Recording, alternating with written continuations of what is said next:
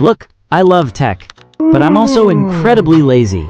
I mean, I'm the guy who'd rather wait for the battery to die than get up and grab the charger. And apparently, Elon Musk and Sam Altman know my secret, because they are currently building an army of robots just to cater to people like, well, us. Elon's Optimus is now hitting the production lines. Musk's logic is simple.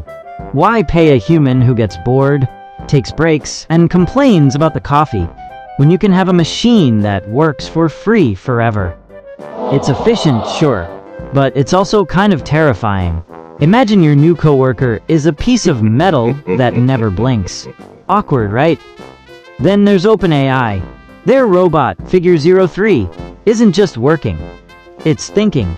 It talks like a human, makes coffee, and probably judges your life choices while doing it. Tesla gave the robot a body, but OpenAI gave it a personality.